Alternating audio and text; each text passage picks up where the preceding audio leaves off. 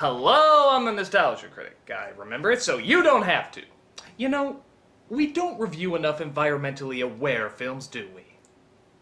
Come back, come back! I assure you, this annoying environmental film has one big difference from all the other annoying environmental films. This one has Michael Crawford! Hey, come back here! Come back here! Stop looking at porn! This is Once Upon a Forest! Ah!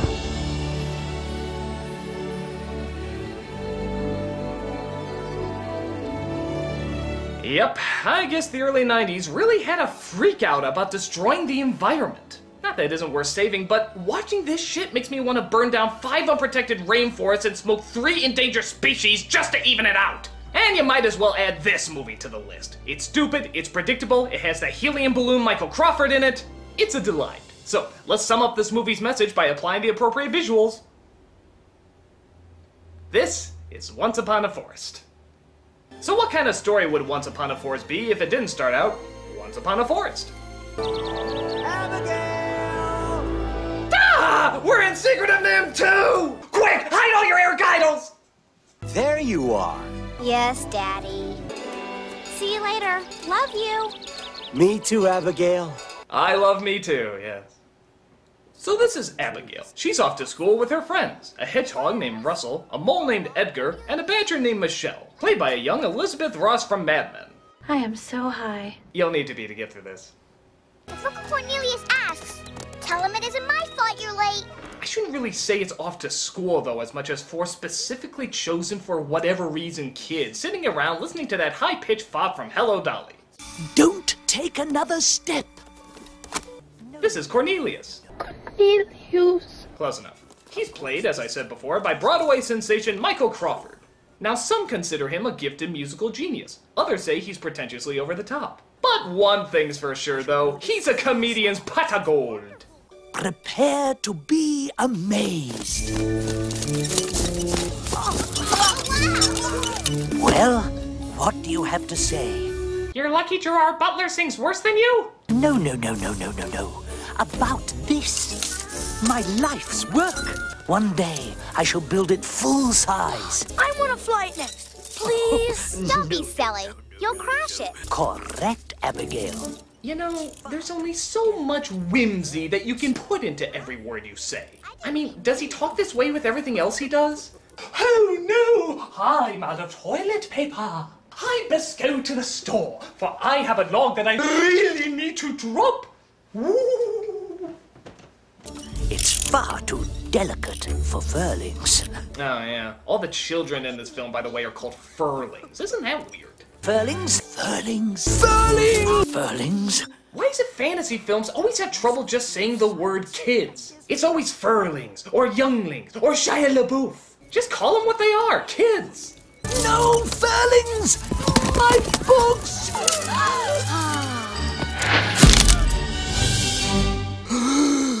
Great honk! What? Great honk! Great honk? Great honk! Great Hulk? Great honk! Great Hawk? Great honk! Great Hog? Great honk! Stop making up words. Look what you've done! Damn you! You little flying Pandora! You little demon! Now you cannot ever be free! Damn you! Curse you! So, despite the setback, Cornelius decides to still teach them the lesson for the day, which, surprisingly, is not smacking their right behinds. Now, what is this, furlings? A willow, Cornelius. Correct! Did you know its bark can be used to cure rheumatism? What's rheumatism? Rheumatism. Yes, what is rheumatism? Is it when ruffles have ridges? I really like to know. Oh, I know. Rheumatism makes your bones hurt when the weather gets down. correct again. Wow. Well, that's our first big wow moment, kids. Looking at a piece of bark. Although don't give away the climax where they come across a half-urinated pine cone. Hey! Furlings, we shall go home right now if you are not going to take this ramble seriously. No! Did he really just call his own speech a ramble? Like, even he knows what he's saying is 100% bullshit. It's not very encouraging when your teacher acknowledges that what he's saying is totally pointless. Now, children, how would you like me to prattle on about my uncontrollable bowel syndrome? Yay! This ground isn't normal. It's hard. And it smells kind of funny. Darlings! Will you stop calling him that? It sounds like a racial slur. Russell, it's rare that a furling survives an encounter with...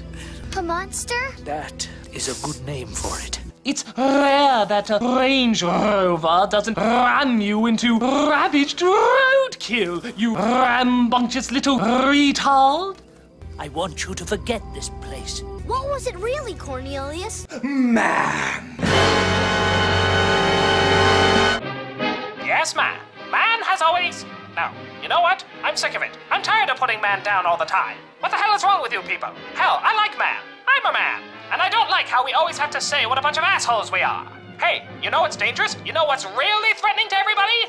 Animals. They eat people, have sharp teeth, and carry several diseases. If you should stay away from anything, stay away from them. Look at this poor woman. She's doing... God, I don't know what, but the lion doesn't like it. Animals, evil, bad, want to kill you. They don't make films about what a bunch of dicks they are, they just fucking eat you. Animals, you better eat them before they eat you. Look at that, right the fuck out of nowhere. Here's the big surprise! Get in! Get in! All right. Abigail, Russell, you paddle first. Perhaps we should sing a song. Row, row, row your boat gently down the stream. But unfortunately, just as Cornelius was talking about the evils of man, one of the evils of man shows up, as a truckload of poisonous gas gets into an accident and spreads through the forest.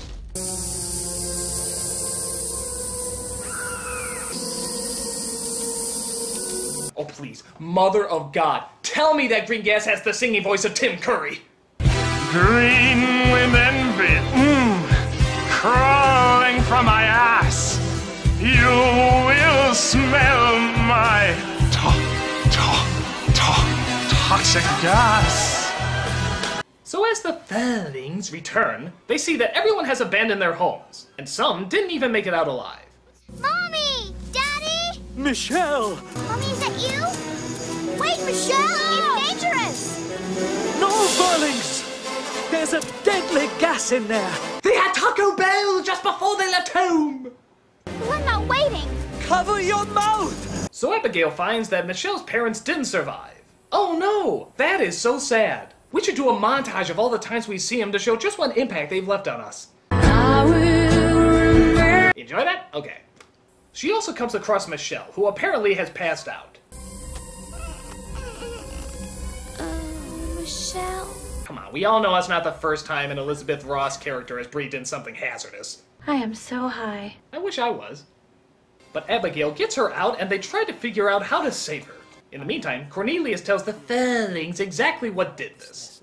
A long time ago, I lived far away in a place called Willowbrook. We heard the sound. Mother and Father told us to run. We got out, but Mother and Father, they didn't. Boy, this film is all about the parenting badger deaths, isn't it? If you're a badger and you help make life, your ass is gas. There was nothing I could do for my mother or father. Yeah, from what I understand, most people named Cornelius have bad blood against man. Beware the beast man, for he is the devil's pawn. But there is something you can do for Michelle. I need special plants. But everything in our meadow's dead. Then you must find another. Another meadow? There's no choice. You only have 2 days' time. You come with us, right? I wish I could, but I dare not leave her side. Wouldn't it make more sense if you went looking for the plants and the children stayed with Michelle? Obviously, this is incredibly dangerous, so why risk losing the lives of 4 children instead of 1? I mean, seriously, why don't you, a grown adult, go on this mission instead of sacrificing these little children? Up. Rheumatism. Oh, yeah. Rheumatism. Hee. We'll be by ourselves? No, you'll have each other. Which pretty much means you'll be by yourself. You'll want an early start. Now get some sleep. And if you dream of better times for Michelle and Dapplewood. Boy, he's even telling them what to dream. This guy's a bit of a dickhole. I'm sorry, it's just, he didn't even ask them to do this or start out by saying, I'll go, and then maybe let one of them volunteer instead. No, he just forced them to endanger their lives. It's kind of a jerk-off. Up, need we forget? Rheumatism. Rheumatism, yes. And of course, it wouldn't be a Michael Crawford, well, anything, unless he sung. You've barely made a start, just one beat of my heart. And here's where people usually split on Crawford. You either love his singing or you're really annoyed by it. But I think we can all agree that it goes all over the place, starting from a high-pitched soothingness.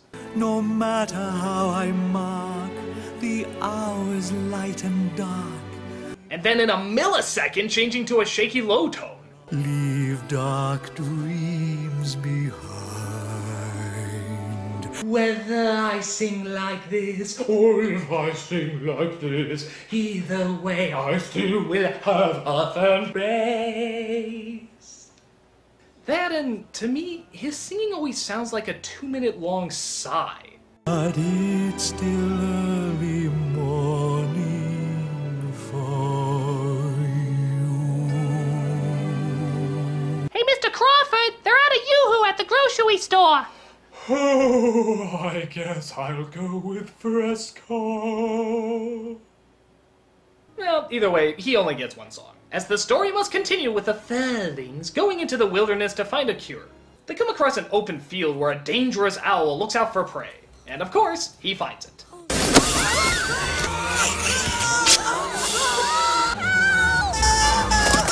Well, one down, 2 more to go. Soon all the kids will be dead thanks to Cornelius's cowardliness. But hey, that's autism. But it's okay. Abigail uses a magnifying glass to make her teeth look bigger, and that actually scares the owl. Wisest of all animals, my furling ass.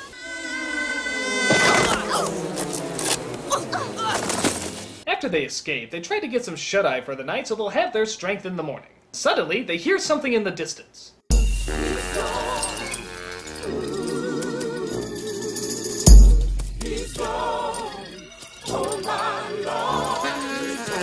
Oh, I'm sorry. Another movie seems to be passing through. They're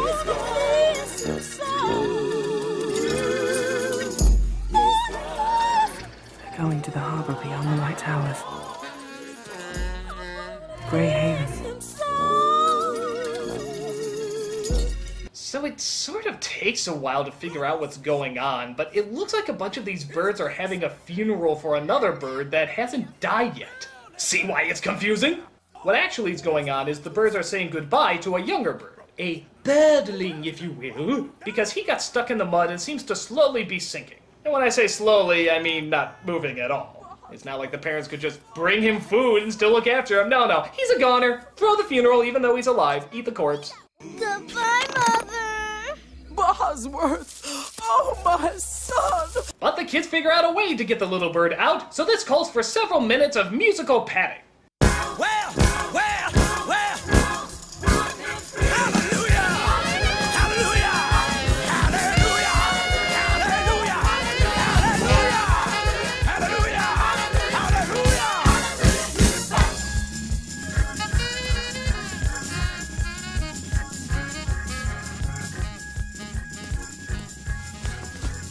That was pointless. But the birds are kind enough to say where another meadow lies for them to find the plants they're looking for. The only path lies that way, across accursed ground, over which my flock will not even fly. That is on account of our rheumatism. So they try to make it further, but come across a bunch of bulldozers and other machines that they confuse for yellow dragons. But they manage to escape and eventually do come across another meadow. Heck, it even has other animals in it. They're just here to steal our food. No, we're just looking for lungwort and eyebright. We need the herbs to help a sick badger. Why would a mole, a mouse, and a hedgehog want to help a foul-smelling, worm-eating, good-for-nothing badger? Pop-Tarts? It's not Pop-Tarts! Hey, look at all the eyebright. That's right. They come across the eyebright, one half of the plants that they needed. So where's the other plant located? No one in Oakdale's ever been able to reach it. I know how to get up there. We use Cornelius's flapper wingamathing. Russell, good thinking. Yeah. Just take the plans for a device that took months and months to build and make it 10 times bigger in just a matter of a few hours. Yeah, I'd like to see that What the fuck? Okay, there's MacGyver and then there's God. And this is MacGodfer. There is no way you can do this! Yay! We're flying! So on top of getting it to fly, they can also steer the thing. Funny, I wonder how the mechanics of leaves, sticks, and animal dung can manage to put together complete aviation control. So Abigail tries to grab the plant but misses. Luckily Edgar's there to save her, but they come across a major problem. It's no use now. The Longworth's gone. We failed. No, we haven't. How the hell did that happen? Was the plant trying to commit suicide and it just happened to land on the plane? What the raging hell? Oh well, who cares? The Fairlings take their plants and decide to go home. Wow, getting some good height on that thing, aren't they? In fact, that begs the question, if they could build this thing in just a few hours, why didn't they build it before they left on this adventure? Wouldn't it have cut the traveling time in half? In fact, why couldn't Cornelius build it while the children were asleep, let me guess? Ah, to the H, to the E, to the U-M-A-tism. Rheumatism? So the kids land and finally make it back home with the plans to make the cure. It's okay, it turns out she just needed some aspirin. How are you? My Furlings, you're back. Did you get the herbs? But it turns out more shit is after them, as it seems Evil Man is looking for them outside. After exposing some mole frontal nudity, we see that Edgar gets caught, as Man will no doubt sacrifice him to their pollution god. There you go, little fella. What's this? Man? Reasonable? Okay, clearly you have no idea how early 90s animated environmental films work. Rule number 1, man is the devil, anything not man is good, and your movie must bomb. You got 2 of those down, but number 1 is still a biggie. So after wrapping her in a slim suit, they try giving her the herbs and wait until morning to see if it works. But sadly, it doesn't look like she's waking up.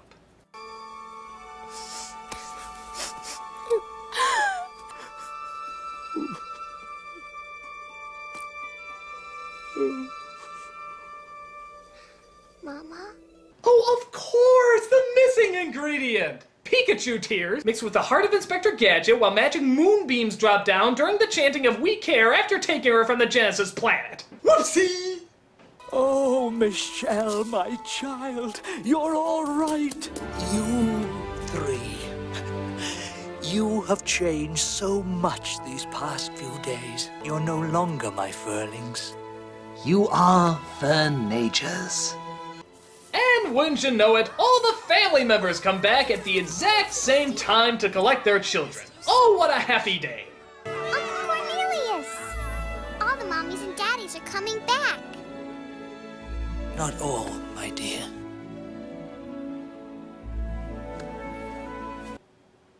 Well, that's a fucking downer. Talk about Captain Buzzkill. How many other happy endings do you ruin with your sad, awkward facts? Woohoo! I just won the lottery! Yes, but 9/11 still happened. I guess nothing will ever be the same again. Will it, Uncle Cornelius? Well, my dear, if we all work as hard to save Dapplewood, it will be. Does that mean my mom and dad will come back to life? No, dear, they're dead and buried. Well, not yet buried. Hey, I just figured out a fun activity for you to do tomorrow. So that was Once Upon a Forest, or as the 90s likes to call it, Ferngully 18. This isn't the worst of those environmental films, as it does try to take a few more chances, like keeping the parents dead and not making man entirely evil. But it doesn't do those elements especially well. The characters are pretty bland, the animation's okay, but nothing film-worthy. And it's just the same message that every other environmental film in the 90s had. Well, not horrible, it's pretty weak. It just didn't feel like it brought anything that any other film hasn't brought before. It's just a weak film. So you see, it didn't kill you to hear another environmental review, did it? I'm the nostalgia critic. I remember it. You guys are asses. Hallelujah!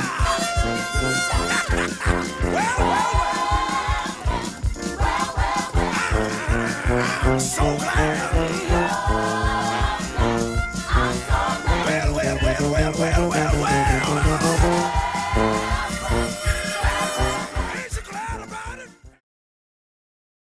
Rheumatism.